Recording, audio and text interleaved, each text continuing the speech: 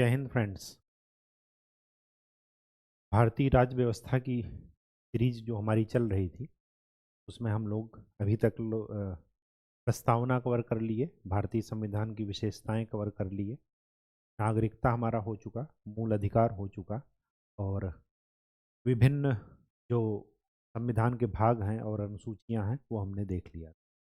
अब जो हमारा टॉपिक चल रहा है इस समय वो चल रहा है राज्य के नीति निर्देशक तत्व, डीपीएसपी। ठीक। और उनमें हमने ये देख लिया था कि डीपीएसपी कितने कौन कौन से पॉइंट्स हैं, डीपीएसपी में कितने नीति निर्देशक तत्व हैं और किस आर्टिकल में किस भाग में है। भाग 4 में आर्टिकल 36 से लेकर के आर्टिकल 51 तक उनको क्रम से आपको ध्यान में रखना है। ठीक। और फिर हमने क्रिटिसिज्म देखा कि मूल जो डीपीएसपी हैं, राज्य के नीति निर्देशक तत्व, उनकी आलोचना किस आधार पर की जाती है और वो आलोचना पूरी तरीके से सही नहीं है, ये भी हमने देख लिया। आज हम थोड़ा उससे आगे चलते हैं, डीपीएसपी ही हमारा टॉपिक चल रहा है और आज हम ये देखते हैं कि उदारीकरण के दौर में राज्य के नीति निर्देशक तत्व क्या कहते हैं। तो आज की जो हेडिंग है वो ये है,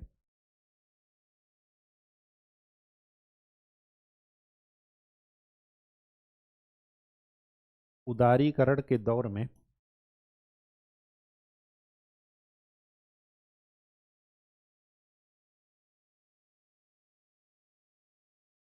नीति निर्देशक तत्व।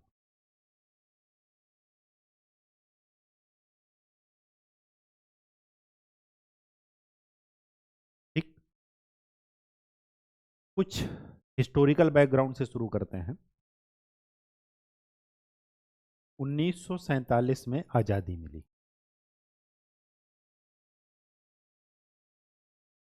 ठीक। और ये जो आज़ादी मिली, उस आज़ादी को जब हमने प्राप्त कर लिया तो कुछ दिन बाद इस आज़ादी से मोह भंग होने लगा। मोह भंग क्यों होने लगा था? क्योंकि जैसा सपना देखे थे कि आज़ाद होने के बाद ऐसा भारत होगा, ऐसे मिलजुल करके रहेंगे, वो सपना पूरा नहीं होगा। और शुरू से ही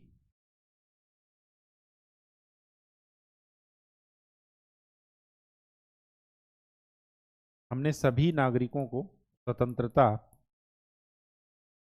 समानता, इन सब की बात की प्रस्तावना में।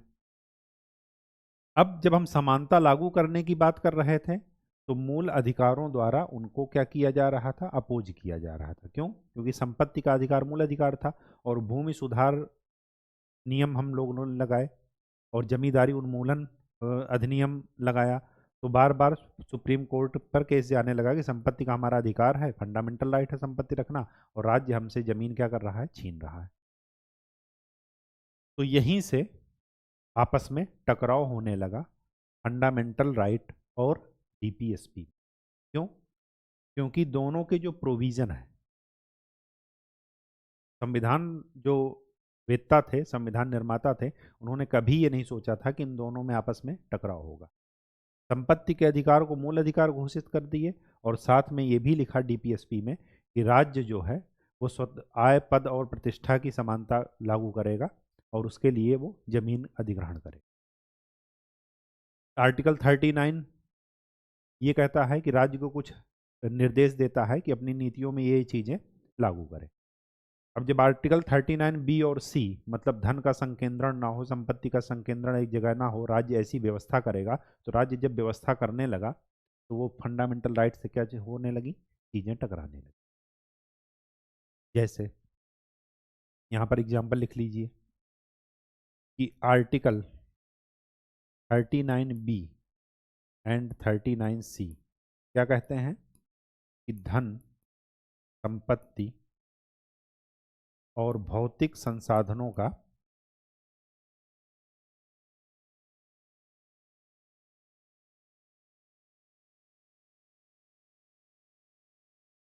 संकेंद्रण ना हो। राज्य ऐसी व्यवस्था करेगा कि उनको क्या करना चाहिए? यूनिफॉर्मली डिस्ट्रीब्यूट करना चाहिए। ठीक। दूसरी बात, गरीबी भुखमरी इतनी ज़्यादा थी, तो फिर संविधान संशोधन के द्वारा डीपीएसपी में आया क्या? समान न्याय और निःशुल्क विधिक सहायता। किसके लिए? कमजोर वर्गों के लिए, अनुसूचित जाति जनजाति के लिए, जो दिव्यांग हैं उनके लिए। ठीक। ये सारे चीजें ये बता रही हैं क्या? कि समाजवाद का ठप्पा लगा हुआ है। और तो और 42वें संविधान संशोधन से समाजवाद वर्ड क्या कर लिया गया? प्रस्तावना में शामिल कर लिया गया। अब तीसरी चीज और लिख लीजिए,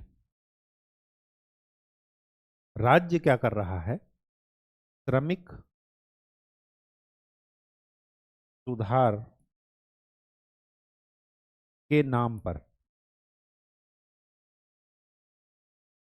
श्रमिकों के अधिकार में कटौती कर रहा। जैसे हड़ताल का अधिकार नहीं है। ठीक। जब चाहें जिसको चाहें छटनी कर देते हैं, जबकि श्रमिकों का अधिकार था कि आप छटनी करने से पहले 1 महीना 3 महीने पहले नोटिस देंगे, ताकि वो अगले जगह पर जो है अपना रोजगार ढूंढ ले।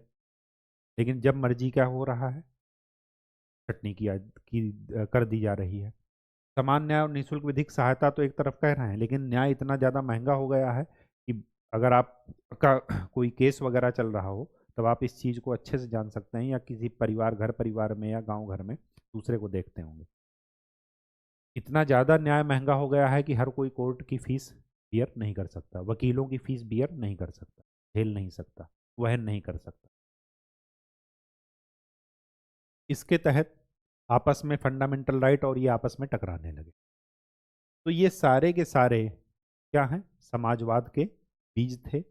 और समाजवाद हमने 40th कॉन्स्टिट्यूशनल अमेंडमेंट 1976 द्वारा अपने किसमें शामिल कर लिया? प्रस्तावना में। अब हम समाजवादी देश बन गए। ठीक। लेकिन ये समाजवाद रसिया वाला समाजवाद नहीं है, या मार्क्स वाला समाजवाद नहीं है, ये ध्यान रखिएगा। ठीक। हमने अपनी परिस्थिति के अनुसार इसको क्या कर दिया? बदला है। अब क्या हुआ कि वैश्वीकरण का दौर आया,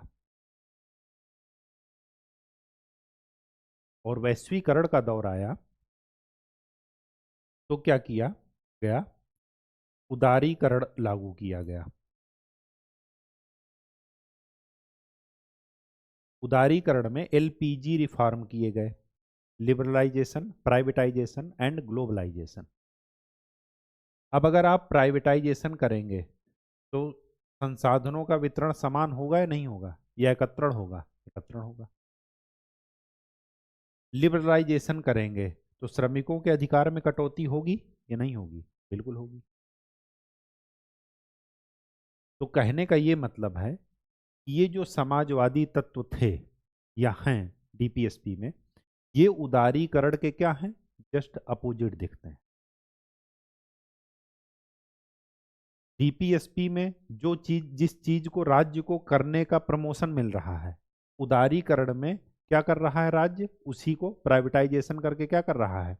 इसका अपोज कर रहा है। जाने अनजाने में इसको क्या कर रहा है? उल्लंघन कर रहा है। लेकिन जब परिवर्तन वैश्विक स्तर पर हो रहा हो, पूरे और पूरे विश्व के स्तर पर हो रहा हो, तो भारत अलग थलग नहीं पड़ सकता। अगर उसको विश्व के साथ कदम से कदम ताल मिलाकर चलना है, तो स्वाभाविक सी बात है कि जो परिवर्तन पूरे वैश्विक स्तर पर हो रहे हैं, उनको भी उसको स्वीकार करना पड़ेगा। मतलब दूसरे से प्रभावित भी होना है और दूसरे को प्रभावित भी करना है।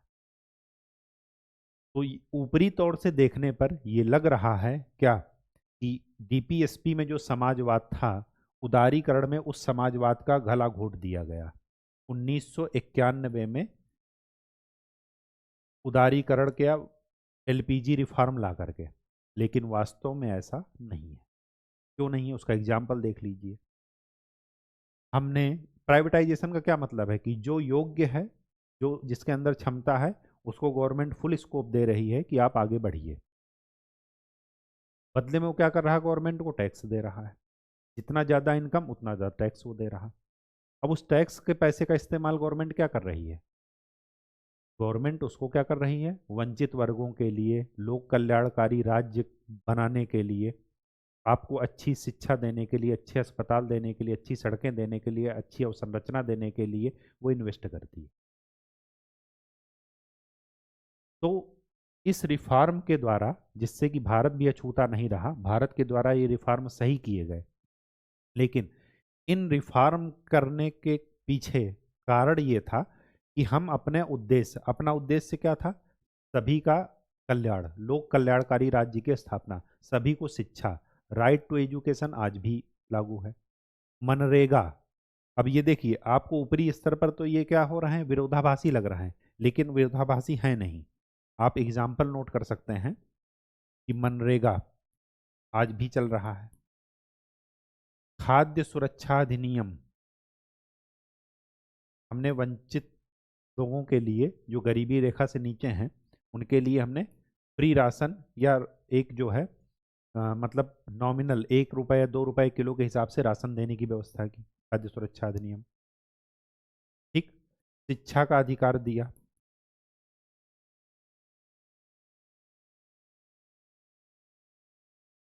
जो न्याय वहन नहीं कर पा रहा है फीस, जो उस चीज को वहन नहीं कर पाएगा, उसको क्या कर रहे हैं, निःशुल्क विधिक सेवा लागू करके नालसा की स्थापना कर दी है, राष्ट्रीय विधिक सेवा प्राधिकरण। नालसा राष्ट्रीय स्तर पर है, मतलब सुप्रीम कोर्ट में, और ये स्टेट स्तर पर salsa, state legal services authority, विधिक सेवा प्राधिकरण।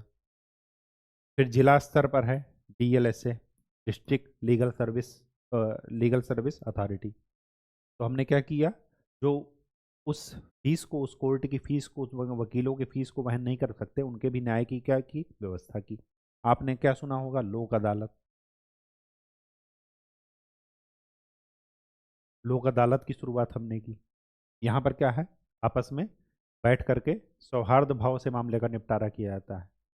ऐसा नहीं कि हम मारपीट करके या जुर्माना लगा करके केस सॉल्व करें। तो ये लोक अदालत बहुत अच्छा प्रचलित हुआ, बहुत अच्छे रिजल्ट इसके रहे। तो ऊपरी तौर पर ये समाजवाद और उदारीकरण एक दूसरे के विरोधी नजर आ रहे हैं। डीपीएसपी और उदारीकरण एक दूसरे के विरोधी नजर आ रहे हैं। लेकिन सरकार का, राज्य का अंतिम उद्देश्य क्या था, लोक कल्याणकारी राज्य की स्थापना, सभी को न्याय और समानता की स्वतंत्रता। ठीक, आर्थिक और सामाजिक लोकतंत्र की स्थापना, आर्थिक और सामाजिक न्याय की स्थापना, ये इनका मेन उद्देश्य था। तो हमने उस उद्देश्य को पूरा करने के लिए जो हम पहले काम करते थे कि भूमि सुधार अधिनियम लाए, उसको 9वीं सूची में डाल दिए। ठीक, फिर ऐसे ही हमने सुधार करते गए, 17वां संविधान संशोधन आया, चौथा संविधान संशोधन आया, 25वां संविधान संशोधन आया। मतलब इस जमींदारी उन्मूलन के लिए हमें एक लंबी लड़ाई लड़नी पड़ी। ठीक, अब इन सब के पीछे आपको बताने का सिर्फ और सिर्फ इतना कारण है कि उदारीकरण और डीपीएसपी एक दूसरे के विरोधी नहीं है। वही राज्य जो कि लोगों के बीच में आय, पद और प्रतिष्ठा के समानता लाने की बात करता है, वही राज्य एलपीजी रिफॉर्म को भी लागू कर रहा है। क्यों लागू कर रहा है, क्योंकि उसका मेन उद्देश्य है सामाजिक और आर्थिक स्वतंत्रता, न्याय की स्थापना करना।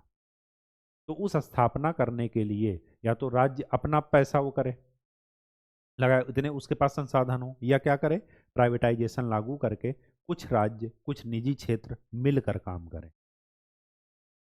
अलग अलग नहीं, दोनों एक दूसरे के विरोधी नहीं है, दोनों एक दूसरे के क्या है, पूरक है। तो हमने उदारीकरण अपना करके डीपीएसपी को पूरा करने के लिए अपना क्या कर दिया, साधन बदल दिया। साध्य वही है, साधन बदला है, उद्देश्य नहीं। साध्य का मतलब उद्देश्य। तो अगर आपसे कोई पूछे कि उदारीकरण ने आकर के संविधान के नीति निर्देशक तत्वों पर निगेटिव इम्पैक्ट डाला है, तो ऐसा नहीं है। राज्य का ये कर्तव्य है कि अपनी नीतियां लागू करते समय आय, पद, प्रतिष्ठा की बात करे, समानता की बात करे। तो वो कैसे ला रहा है, एलपीजी रिफॉर्म ला करके। हमने रिफॉर्म ला करके सब कुछ प्राइवेटाइज नहीं कर दिया, हमने वंचित वर्गों का भी ध्यान रखा। उसके लिए एग्जाम्पल मनरेगा आज तक चल रहा है, खाद्य सुरक्षा अधिनियम हम आज तक चला रहे हैं, शिक्षा का अधिकार हमने दिया है 14 वर्ष तक के बच्चों को, लोक अदालत, ये सब विधिक निःशुल्क विधिक सहायता के लिए हमने दिया। ठीक। फिर श्रमिक सुधार के लिए ईएसआई पीएफ की व्यवस्था कंपलसरी कर दी है कि 20 लोग अगर किसी संगठन में काम कर रहे हैं तो किसी उद्योग में, तो उनके लिए कंपलसरी है। ठीक है। कर्मचारी सुरक्षा बीमा योजना भी, ठीक है, ESIC, employee state insurance corporation, ठीक, ईएसआई इंश्योरेंस श्रमिकों का। उसके बाद ईपीएफ, एम्प्लॉय प्रोविडेंट फंड, कुछ अंश जो है वो प्रोविडेंट फंड में जाएगा, भविष्य निधि में, ताकि वो 60 साल के बाद भी उनको क्या मिल सके, एक वित्तीय सुरक्षा, सामाजिक सुरक्षा मिल सके। इसके लिए ये प्रावधान है। ठीक। अब देख लेते हैं मूल अधिकार और डीपीएसपी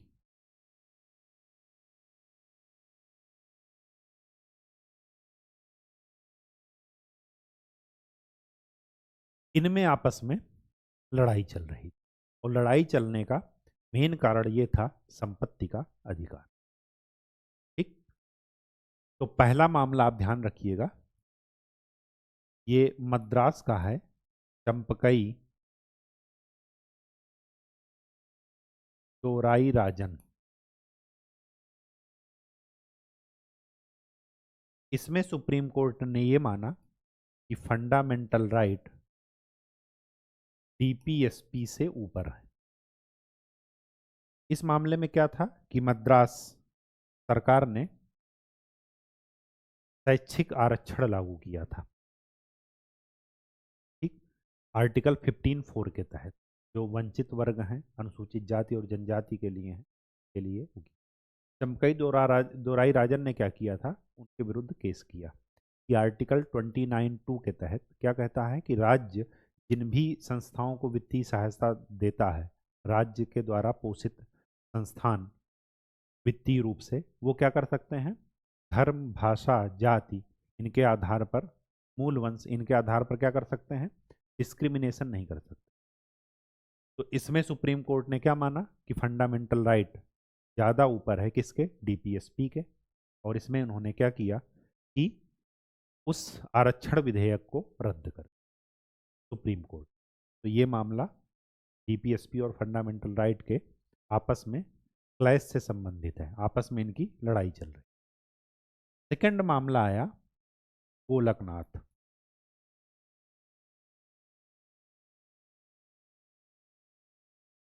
गोलकनाथ मामले में क्या कहा गया, 1967, मैंने आपको बताया था कि शंकरी प्रसाद के मामले में गवर्नमेंट ने क्या कहा था कि फंडामेंटल राइट में संशोधन हो सकता है, लेकिन वो संशोधन वैधानिक विधि ना कानून बना करके नहीं, बल्कि संविधान संशोधन करके। एक होता है विधायी शक्ति संसद की, एक होता है संवैधानिक शक्ति। तो संवैधानिक शक्ति का इस्तेमाल करके फंडामेंटल राइट में संशोधन किया जा सकता है। ये मामला कहाँ था, शंकरी प्रसाद, जो कि 1951 में हुआ था। ये गोलकनाथ है 1967 में। इसमें सुप्रीम कोर्ट ने क्या कहा था, शंकरी प्रसाद के निर्णय को पलट दिया था। गोलकनाथ वाले मामले में सुप्रीम कोर्ट ने ये कहा कि फंडामेंटल राइट डीपीएसपी से कमजोर, कम है। मतलब डीपीएसपी लागू करने के लिए फंडामेंटल राइट में संशोधन किया जा सकता।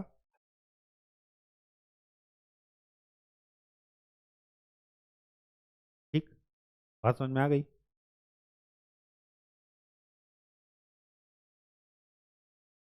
अब आया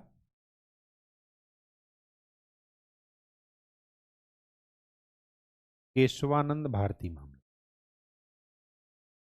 1973।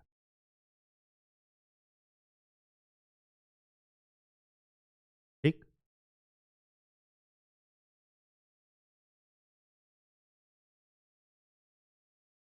यहां पर क्या कहा गया?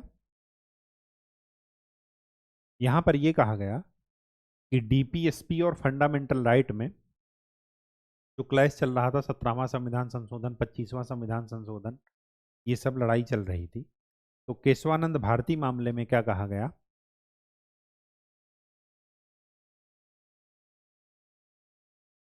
कि फंडामेंटल राइट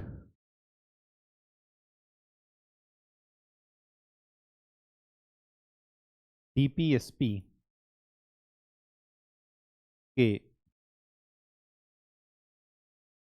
अनुदेशों को लागू करने के लिए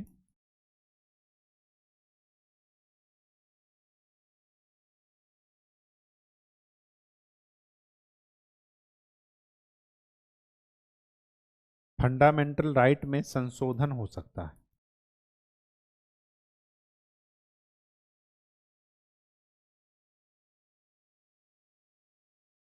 यहां पर क्या कहे थे कि संशोधन इस फंडामेंटल राइट में नहीं हो सकता। गोलकनाथ मामले में क्या कह रहे थे कि संगरी प्रसाद का जस्ट अपोजिट मामला, कि इसमें संशोधन नहीं हो सकता। ठीक। और इस मामले में क्या हुआ था, गोलकनाथ मामले में, कि जब गोलकनाथ, हेनरी गोलकनाथ पंजाब के क्या थे, जमींदार थे, उनकी 500 एकड़ जमीन वो सरकार ने अधिग्रहण कर लिया, और ये उसी के बेस पर सुप्रीम कोर्ट। ठीक। फिर वहां पर सुप्रीम कोर्ट ने क्या कहा कि फंडामेंटल राइट में संशोधन आप नहीं कर सकते। तो इसके लिए संविधान संशोधन हुआ, 25वां संविधान संशोधन, और उसमें कहा गया क्या, उसमें ये कहा गया कि आर्टिकल 39 बी और सी के लिए अगर जब भी हम उनके प्रोविजन लागू करेंगे, राज्य द्वारा लागू होंगे, तो आर्टिकल 14, 19 और 31 का उल्लंघन नहीं माना जाएगा। 14, 19 क्या है, समानता का अधिकार, स्वतंत्रता का अधिकार। 19 में ही एक 19 एफ था, जिसमें था संपत्ति का अधिकार, मूल अधिकार, और संपत्ति का अधिकार 31 में भी था। तो इसमें ये कहा गया गोलकनाथ मामले में, जब कहा गया कि फंडामेंटल राइट में आप संशोधन नहीं कर सकते, तो संसद ने क्या किया, 25वां संविधान संशोधन 1971 किया, और इसमें इन्होंने क्या कहा कि आर्टिकल 39 बी एंड सी को लागू करने के लिए आर्टिकल 14, 19 और 31 का उल्लंघन किया जा सकता है। बाद में सुप्रीम कोर्ट पर केस गया केशवानंद भारती मामले में, और यहाँ पर मैंने बताया था कि यहाँ पर 11 जजेस की बेंच बैठी थी और यहाँ पर 13 जजेस की। तो इन्होंने क्या किया, मामला पलट दिया। यहाँ पर क्या कहा केशवानंद भारती केस में, इस संवैधानिक संशोधन को कोर्ट ने जायज माना कि हाँ नहीं ठीक है, बिल्कुल ठीक है, अगर ऐसा है तो सरकार क्या कर सकती है, भूमि सुधार नियम लागू नहीं कर सकती। ठीक। लेकिन सुप्रीम कोर्ट ने यह भी कहा कि आप मूल अधिकार में संशोधन तो कर सकते हैं, लेकिन संविधान के बेसिक स्ट्रक्चर को, मूलभूत ढांचे को क्या कर सकते हैं, चेंज नहीं कर सकते। ना तो संविधान संशोधन के द्वारा, ना ही वैधानिक पावर है आप। ठीक। ना कानून बनाकर, ना ही संविधान संशोधन। ठीक है, बात समझ में आ गई। तो यहां तक लड़ाई चल रही थी डीपीएसपी और केशवानंद भारती, डीपीएसपी और फंडामेंटल राइट के बीच। अब मामला आया मिनर्वा मिल्स का।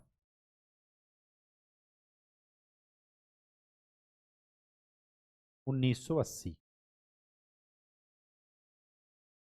1974 के आसपास इंदिरा गांधी जी ने बैंकों का राष्ट्रीयकरण किया, तो उसी चक्कर में ये मिल्स थी, इनको भी क्या कर दिया गया, राष्ट्रीयकरण इसका कर दिया गया।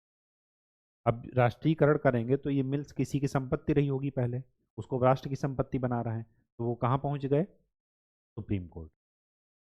केशवानंद भारती का डिसीजन आ चुका था तब 24 अप्रैल 1973 को। तो मिनर्वा मिल्स मामले में सुप्रीम कोर्ट ने ये कहा कि फंडामेंटल राइट और डीपीएसपी एक दूसरे के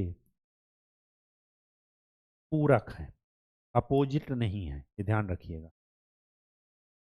और इसी को कहा गया सामंजस्यतापूर्ण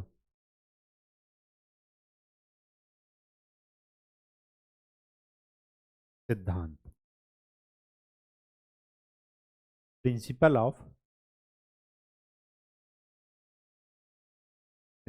ऑफ हारमोनियस कंस्ट्रक्शन, कि आप इनको विरोधी मत देखिए। कुछ चीजें लागू करने के लिए फंडामेंटल राइट का भी संशोधन किया जा सकता है।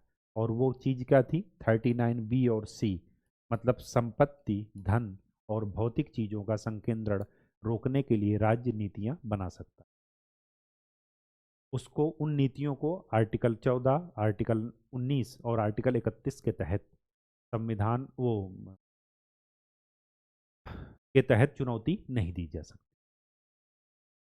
ठीक, बात समझ में आ गई? तो आज के उसमें क्या है, सुप्रीम कोर्ट देख रहे हैं, अगर सुप्रीम कोर्ट इन सुधारों को लागू करने की बात नकारता तो इस संविधान संशोधन को क्या कर देता? अवैध घोषित कर देता। लेकिन सुप्रीम कोर्ट ने ऐसा नहीं किया, क्योंकि वो जान रहा था कि अगर हम फंडामेंटल राइट, आज देखिए अमेरिका में हथियार रखना उनका मूल अधिकार है, और देखिए कितनी गोलीबारी हो रही है। जिसका दिमाग खराब हो जा रहा, वो अपना हथियार लगा करके, निकाल करके कहीं पर भी चला दे रहा है, और उसको चेंज नहीं कर पा रहे हैं। सबसे मजे की बात यह है, इतना पुराना लोकतंत्र, विश्व का सबसे पहला लोकतंत्र है वो, आधुनिक भारत का और उसके आधुनिक विश्व का। और उसके बाद जो है यहाँ पर यह है कि इतना टफ है वहाँ पर संशोधन करना कि वो अपना यही प्रोविजन आज तक नहीं चेंज कर। और यहाँ पर देखिए, अगर सरकार कुछ नीतियाँ, कुछ पॉलिसी जो सभी के हित के लिए हैं, केवल अपने हित के लिए नहीं। फंडामेंटल राइट क्या है? केवल अपना हित देखना। और डीपीएसपी क्या है? समाज का, पूरे समाज का हित, पूरे राज्य का हित देखना है। तो अगर कोई चीज़ पूरे सभी लोगों के लिए अनुकूल है तो एक लोगों का अधिकारों का बलिदान दिया जा सकता। ठीक, बात समझ में आ गई? अब देखते हैं कुछ इशूज। उन इशूज में सबसे पहली बात है यूनिफॉर्म सिविल कोड। सबसे पहली बात तो ये है कि सिविल मामले होते क्या है। सिविल मामले वो होते हैं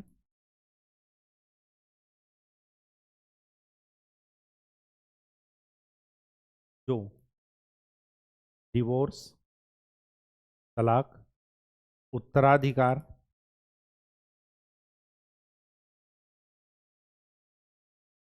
और संपत्ति, विवाह,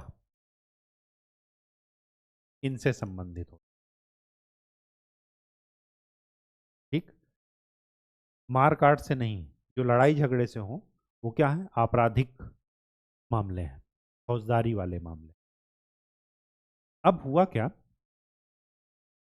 कि सबसे पहली बात तो ये है कि जब भी आपके समाज में, या आप स्वयं से शुरू कीजिए, जब भी आप, अगर आपकी आदत है 10 बजे सोकर उठने की और आपको किसी दिन 6 बजे उठना पड़े, स्वाभाविक सी बात है कि ना तो आपका मन मानेगा ना आपका शरीर मानेगा। मतलब आप विरोध करना, एक दिन तो आप कैसे मैनेज कर लेंगे, लेकिन अगर रूल बन गया कि नहीं इतने ही बजे उठना है, तो या तो आप वहाँ से चले जाएंगे या उसका विरोध करेंगे या आप कोई दूसरा काम पकड़ लेंगे, ऐसा कुछ। ठीक, मतलब या तो परिस्थिति के अनुसार ढलना है या परिस्थिति को ही बदल देना है। तो ठीक वैसे ही समाज के स्तर पर होता है। शुरुआत से ही दास प्रथा, सती प्रथा, बाल विवाह प्रथा, ये सब प्रचलित। जब इनके लिए कानून आया कि ये सब अवैध है, इसको नहीं करना है, तो बड़े बड़े लोगों ने क्या किया? विरोध किया। बड़े बड़े मतलब जो बड़े बुजुर्ग लोग थे, जो उस परंपरा को मानते हुए चले आ रहे थे, जो उसके सपोर्ट में थे कि नहीं ये कंटिन्यू रहने दिया जाए। राज्य हमारे उस पर पर्सनल मैटर पर, ये हमारा पर्सनल मैटर है कि हम लड़की को चाहे जलाएं चाहे पैदा होते ही मार दें। समझ गए बात? तो उसका विरोध हमेशा से रहा है। अब अंबेडकर जी हिंदू धर्म से इतने वो हुए क्योंकि वहां पर क्या था, उनको बचपन से उन्होंने देखा था, उनको एक ही घड़े में मटके में पानी नहीं पीने दिया जाता था। ठीक है, एक जगह पर बैठ करके वो खा नहीं सकते थे, एक जगह पर बैठ करके बाकी बच्चों के साथ पढ़ नहीं सकते थे। तो उनको हमेशा से ही अस्पृश्यता रही दिमाग में। क्यों? क्योंकि वो बचपन से देखे हैं और उसको फील किए हैं। उनके व्यवहार में भी था, मतलब ये था, उन्होंने अपना ये देखा था व्यवहार में कि ऐसा ऐसा होता है, खाली पढ़ा नहीं था किताबों में, के साथ ये प्रत्यक्ष घटना हुई थी। अब इतना जो है वो विरोध किए कि जो है मतलब जब अंग्रेज लोग आरक्षण देने लगे उनको, क्या कहते हैं उसे, पृथक निर्वाचन प्रणाली, फिर बाद में गांधी जी ने अनशन किया और पूना पैक्ट हुआ समझौता कि हम आपको आरक्षण देंगे, हम आपको बराबरी का दर्जा देंगे। फिर बाद में भी वो हुआ कि इतना जो है ज़्यादा बात मतभेद हो गया कि उन्होंने बाद में हिंदू धर्म से बदल करके बौद्ध धर्म अपनाया, अकेले नहीं, कुछ अनुयायियों के साथ भी। क्यों? क्योंकि बौद्ध धर्म समानता की बात करता है, वहाँ पर कोई ऊंच नीच नहीं है, कोई अस्पृश्य नहीं है। ठीक। अब मुद्दा ये था कि इस मामले पर नेहरू जी और अम्बेडकर जी में टकराव हो गया। टकराव ये हुआ कि वो तो हिंदू धर्म की बारीकियों से परिचित थे, कुरीतियों से। तो उन्होंने क्या किया, हिंदू धर्म के लिए क्या किया, एक कानून बनाया कि इसकी कुरीतियां क्या किया जाए, खत्म किया जाए। अब स्वाभाविक सी बात है कि उस समय मैक्सिमम पॉपुलेशन भी क्या थी, हिंदू। विरोध हो जाता, तो उसको क्या किया गया, उस विरोध को रोकने के लिए हिंदू कोड बिल लाया गया और कई स्टेप में लाया गया, एक बार में नहीं, दो तीन स्टेप में। जब ये बिल आया तो जो हिंदू धर्म के मठाधीश लोग हैं उनमें से सबसे मेन थे स्वामी करपात्री जी महाराज। उन्होंने सुप्रीम कोर्ट में अनशन शुरू किया। किस आधार पर? कि हमारे पर्सनल धर्म पर, धर्म क्या है, पर्सनल मैटर है, राज्य इसमें दखलंदाजी नहीं करेगा। लेकिन आपको पता होगा कि आर्टिकल 25 के तहत धर्म की स्वतंत्रता का अधिकार तो है, लेकिन राज्य तभी हस्तक्षेप करेगा, उसमें पढ़ाया गया है आपको पश्चिमी विचारधारा और भारतीय विचारधारा। भारतीय विचारधारा सकारात्मक रूप में है कि राज्य सभी धर्मों को समान दृष्टि से देखेगा, किसी विशेष धर्म के प्रमोशन के लिए ना तो टैक्स लगाएगा ना उसको प्रमोट करेगा, सभी धर्मों से वो बराबर सम्मान देगा। लेकिन अगर कहीं पर सामाजिक सुधार की बात होगी, सदाचार की बात होगी, स्वास्थ्य की बात होगी, तो राज्य उस धर्म पर क्या करेगा, हस्तक्षेप करेगा ही करेगा। यही तो अंतर है पश्चिमी विचारधारा पर धर्म और राज्य की और भारतीय विचारधारा। यहाँ पर क्या है भारत में कि जब भी सामाजिक सौहार्द, सामाजिक सुधार की बात आएगी तो राज्य धर्म पर हस्तक्षेप करेगा, वो पूरा अधिकार है। ठीक। अब धार्मिकता के नाम पर, धर्म के मानने के नाम पर क्या किसी की जान नहीं ली जा सकती, बलि प्रथा नहीं दी जा सकती, बल प्रथा की अनुमति नहीं दी जा सकती कि धर्म के नाम पर बच्ची की बल चढ़ाए दे रहे हो या बच्चे की बल चढ़ाए दे रहे हो, ये इसकी अनुमति राज्य कभी नहीं देगा। अब यहाँ पर क्या हुआ कि जब हिंदू कोड बिल लाया गया तो विरोध तो हिंदुओं के द्वारा भी हुआ, लेकिन वो धीरे धीरे एक्सेप्ट हो गया। और उसका सबसे अच्छा एग्जाम्पल ये है, सबसे अच्छी बात ये है कि औरतों को संपत्ति में अधिकार मिला, बराबरी का अधिकार। ठीक, मतलब अगर पिता के पुत्र और पुत्री दोनों हैं तो पुत्री का भी पिता की संपत्ति में उतना ही अधिकार है जितना कि पुत्र का है पिता की संपत्ति। अब क्या हुआ, विरोध हुआ लेकिन लागू हुआ, धूमधाम से लागू हुआ और चलता आ रहा है। ये कौन लाए? अंबेडकर जी। अंबेडकर जी के अथक प्रयासों से आया। अब इसके बारे में मिथक ये फैलाया जा रहा है, र्यूमर, वो ये है कि अगर ये लागू हो गया तो सारे जो हिंदू कोड बिल है वही सभी धर्मों पर लागू हो। ये सबसे बड़ा मिथक है इसके बारे में। यूनिफॉर्म सिविल कोड का क्या मतलब है कि अभी तक हिंदुओं के लिए हिंदू कोड बिल, मुस्लिमों के लिए उनका पर्सनल लॉ, शरीयत कानून,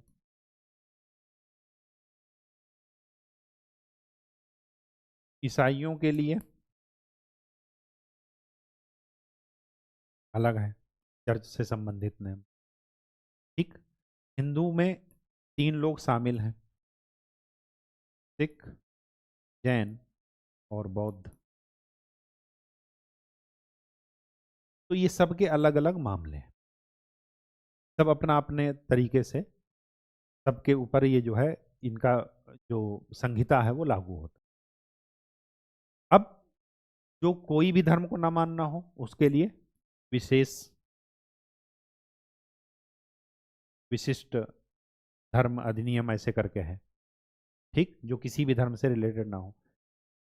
अब इसमें क्या कर रहे हैं कि इसमें सिविल, ये जो संपत्ति के मामले, तलाक के मामले, विवाह के मामले, उत्तराधिकार के मामले, इनमें सब में क्या होना चाहिए, एक यूनिफॉर्मिटी लाई जानी चाहिए, ताकि सभी में क्या हो, एक समान चीजें लागू। अब यहां पर देखिए, हिंदू में महिलाओं को क्या है, संपत्ति में अधिकार है, बराबरी का अधिकार, यहां पर बराबरी का अधिकार, 3 तलाक, मतलब औरत डर डर करके जी रही है क्या, अगर इनका मूड खराब हो गया, तलाक 3 बार बोल दिए, तो फिर क्या है कि रिश्ता खत्म। अच्छा, उसके बाद वापस से एक्सेप्ट करने का और भी गंदा तरीका है। ठीक। यहाँ पर इनका अलग तरीका है, अलग जो है प्रथा से चल रहे हैं, अलग इनका कानून है। तो इन सब चीज़ों को करने के लिए हमने क्या किया, राज्य को ये नीति निर्देशक तत्व में रखा कि राज्य अ, एक समान नागरिक संहिता की बात करेगा और लागू करने का प्रयास करेगा, और वो है आर्टिकल 44 के तहत। ठीक।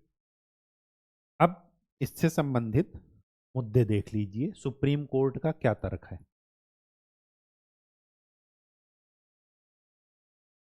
ये मामला सबसे पहले उठा था,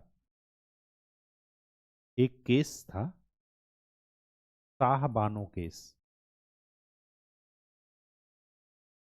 शाह बानो एक मुस्लिम महिला थी, उन्होंने 55 या 60 साल की उम्र में उनके पति ने उनको तलाक दे दी। जब तलाक दे दिया तो ये कोर्ट गई। ये भोपाल या इंदौर का मामला था, और उनके जो पति थे वो जाने माने वकील थे। इन्होंने क्या किया, केस किया गुजारा भत्ता के लिए। वहां पर गुजारा भत्ता नहीं दिया जाता, जो मेहर की राशि होती है, जब शादी होती है, जब कबूल कबूल करते हैं, तो जो मेहर की राशि होती है वही उनको वापस कर दी जाती है, और वो बहुत ही मामूली राशि होती है। ये कोर्ट गई उस राशि के लिए नहीं, उस अपने गुजारे भत्ते के लिए गई, और उन्होंने कहा कि अब हम इस उम्र में, 60 के आसपास इन्होंने तलाक दिया, अब हम इस उम्र में कहाँ जाएंगे, हमें गुजारा भत्ता दिया जाए। और कोर्ट ने उनको जायज माना कि हाँ भाई, आपको गुजारा भत्ता देना चाहिए। अब हाई कोर्ट के जजमेंट को, निर्णय को वो ले गए सुप्रीम कोर्ट में, उनके पति देव। अब जब सुप्रीम कोर्ट में ले गए, तो सुप्रीम कोर्ट ने भी हाई कोर्ट के डिसीजन को सही माना कि भाई, जब आप यहाँ पर इनको तलाक दे रहे हो तो ये धर्म की बात नहीं है। उन्होंने क्या कहा कि अब ये मुस्लिम पर्सनल लॉ के अनुसार ऐसा नहीं हो सकता, जिस जो हाई कोर्ट ने डिसीजन दिया वो गलत है। जबकि सुप्रीम कोर्ट ने कहा कि यहाँ पर धर्म का मामला नहीं है, मुस्लिम पर्सनल लॉ यहाँ पर लागू नहीं होगा, यहाँ पर औरत के अधिकार का मामला है, महिला के अधिकार की बात की जा रही है। मुस्लिम पर्सनल लॉ लागू हो ना हो इससे मतलब नहीं है, लेकिन हमारी दृष्टि में ये क्या है, महिला के अधिकार का मामला, तो इनको गुजारा भत्ता मिलना चाहिए। अब जब ऐसी बात हुई, सुप्रीम कोर्ट में भी इनके पति सौहर हार गए, तो फिर क्या हुआ, राजीव गांधी की गवर्नमेंट थी उस समय, 1990 91 की बात है ये।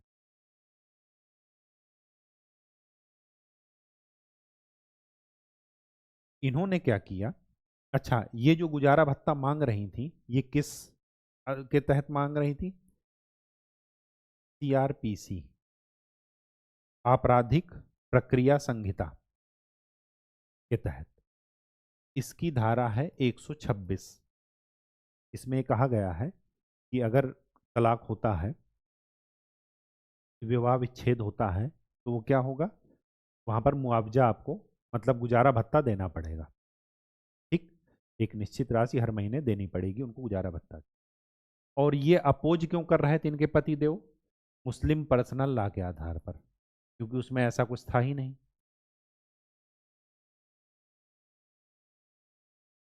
सुप्रीम कोर्ट ने ये वाले को सही माना, हाई कोर्ट ने भी सही माना। अब बात आई कि भाई दो गुजारा भत्ता। राजीव गांधी की गवर्नमेंट थी, वो जाने माने वकील थे, दबदबा था उनका। इस समय राजीव गांधी ने, कांग्रेस पार्टी ने तुष्टीकरण की नीति अपनाई, और तुष्टीकरण की नीति अपना करके संविधान संशोधन कर दिया।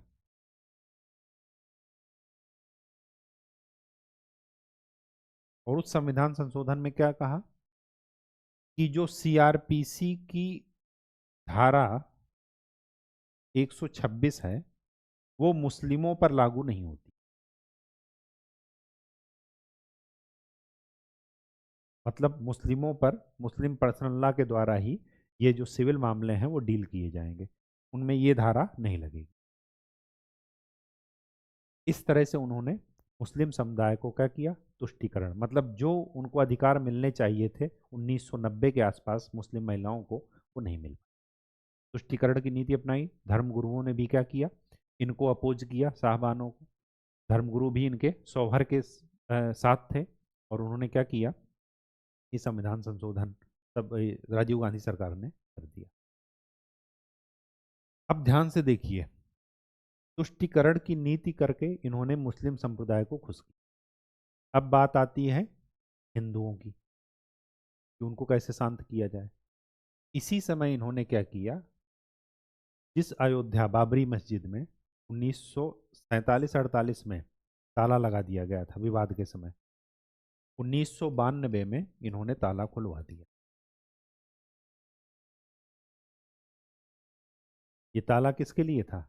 उस हिंदुओं को तुष्टीकरण के लिए। अब वो अयोध्या मामला इतना बिगड़ा, इतना वो हुआ, फिर देखिए वहां पर कार सेवकों की गोधरा कांड हो गया, फिर ये सारा कुछ खेल चला। जो मेन मुद्दे की बात थी ये थी, जब सुप्रीम कोर्ट ने, बाकी कोर्ट ने, और एक मानव होने के नाते भी आप सोचिए, धर्म वर्म छोड़िए, अगर इनको एक महिला या मानव समझिए, तो आप देखिए कि इनको ये अधिकार जरूरी था या नहीं था? बिल्कुल जरूरी था। और उस विकास को जो है रोक दिया गया। ठीक, किसके नाम पर? तुष्टीकरण के नाम। तो अब अगर आपसे पूछा जाए कि यूसीसी के पक्ष में क्या कहेंगे और विपक्ष में क्या कहेंगे, आपके हिसाब से यूसीसी लागू होनी चाहिए नहीं लागू होनी चाहिए? तो पहला पक्ष क्या है कि भारत एक पंथ निरपेक्ष राज्य है, मतलब शासन संविधान का होना चाहिए, धर्म के आधार पर नहीं। ना तो धर्म के आधार पर अति हो जाए, ना धर्म के आधार पर शोषण हो। और इस वजह से क्या होना चाहिए? यूसीसी लागू होनी, धर्म के अनुसार मामले तय न हो, संविधान के अनुसार हो, मानवाधिकार के आधार पर। ठीक। दूसरी बात,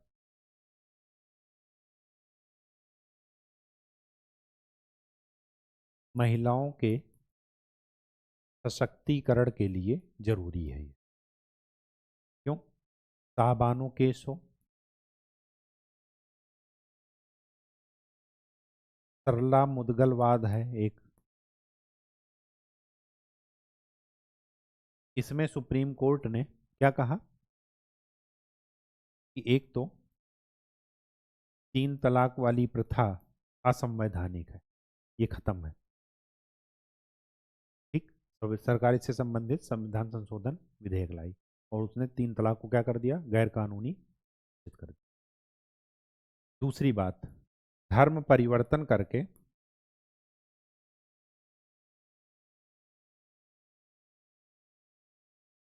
बहुविवाह, ये भी असंवैधानिक है। जैसे कोई हिंदू है, अगर वो चाहे एक से ज़्यादा पत्नी रखना, तो वो पहले मुस्लिम बन जाए और उसके बाद वो क्या बन जाए, उसके बाद वो 4 पत्नी रख ले अपनी। तो ऐसा विवाह धर्म परिवर्तन करने के बाद वो क्या होगा, असंवैधानिक। धर्म परिवर्तन करके बहुविवाह आप नहीं कर सकते। ठीक, ये सारे सारी बातें क्या है, असंवैधानिक।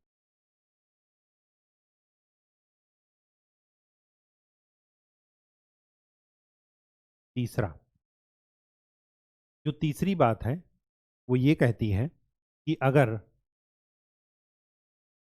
धार्मिक अधिकारों को,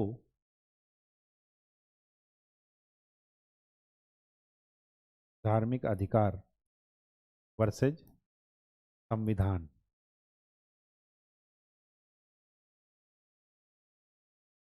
मतलब धार्मिक आधार पर आप किसी का शोषण नहीं कर सकते। शोषण अलाउड नहीं है कि धर्म की आड़ ले करके आप क्या कहिए कि हमारे धर्म में कहा गया है कि औरतों को निम्न स्तर का दर्जा दिया गया है, उनको हमेशा आदमी के संरक्षण में रहना है, पुरुषों के संरक्षण में रहना है। ये धर्म की आड़ में आप नहीं कर सकते। दूसरी बात, धार्मिक अधिकार में जो आर्टिकल 25 के तहत आपको मिले हैं, धर्म की स्वतंत्रता का अधिकार, अपने धर्म को मानने का अधिकार, अपने धर्म के अनुसार पालन करने या आचरण करने का अधिकार, वो तभी तक हैं जब तक कि वो किसी की सामाजिक सुधार में बाधक ना बने। अगर आप धर्म के नाम पर ये कहेंगे कि 3 तलाक या जो है बहुविवाह प्रथा ये हमारे धर्म का अभिन्न अंग है, तो ये अभिन्न अंग नहीं है। मैंने आपको बताया था ना कि धर्म के 2 तत्व होते हैं, एक मूल तत्व, एक गौड़ तत्व। मूल तत्व होता है जिसको हटा दें तो धर्म ही खत्म। जैसे इस्लाम में एकेश्वरवाद, मतलब एक ही अल्लाह है और कोई नहीं है दुनिया में, वही एक सर्वशक्तिमान है। तो अगर आप उस तत्व को हटा दिए, अल्लाह वाले तत्व को, तो इसका मतलब कि इस्लाम नल एंड वाइड है। तो वो है उसका मूल तत्व। लेकिन 3 तलाक, बहुपत्नी प्रथा, ठीक है, हलाल, हलाला, ये सब क्या है, ये सब क्या है, ये गौड़ तत्व हैं। इनका धर्म के नाम पर क्या मतलब आड़, धर्म की आड़ ले करके इनका सपोर्ट नहीं किया जा सकता। ठीक है, तो धार्मिक आधार आपको धर्म की आड़ में लोगों की स्वतंत्रता बाधित करने का अवसर नहीं देता, आपको लोगों के शोषण करने का अवसर नहीं देता, आपको सामाजिक सुधार रोकने का अवसर नहीं देता। राज्य को यह अधिकार है कि इस धार्मिक स्वतंत्रता को किस आधार पर सीमित करे, सामाजिक सुधार के नाम पर।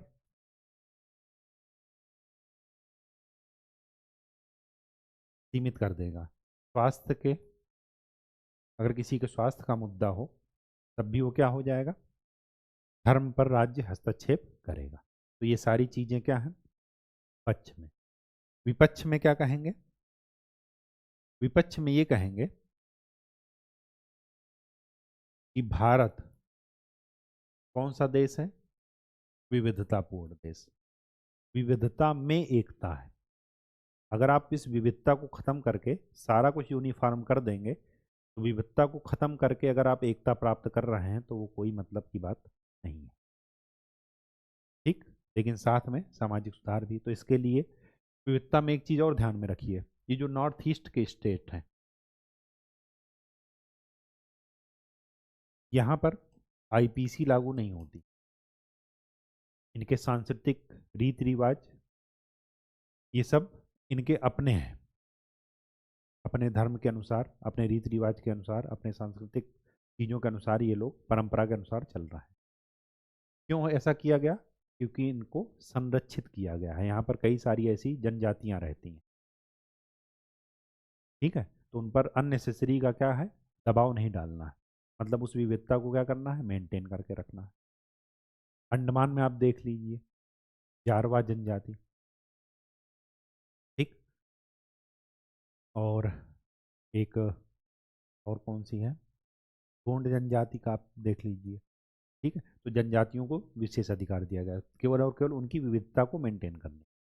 ठीक, तो विविधता खत्म करके हम एकता की बात करें, ऐसा नहीं है। लेकिन इसका बीच का रास्ता क्या हो कि सरकार पहले एक क्या करे, ड्राफ्ट जारी करे, उस ड्राफ्ट को ओपनली रखा जाए, उसके कुछ क्रिटिसिज्म भी होंगे, ठीक है, उनको क्या किया जाए, पब्लिक डोमेन में रख करके उनको दूर किया जाए, लोगों से विचार लिया जाए, धर्म गुरुओं को बुलाया जाए और उनको क्या किया जाए, उनको ये कहा जाए कि आप अपने धर्म के लोगों को क्या कीजिए, संदेश दीजिए, उनको क्या कीजिए, मोटिवेट कीजिए कि ये चीज़ें क्या हैं, धर्म का अंग नहीं है।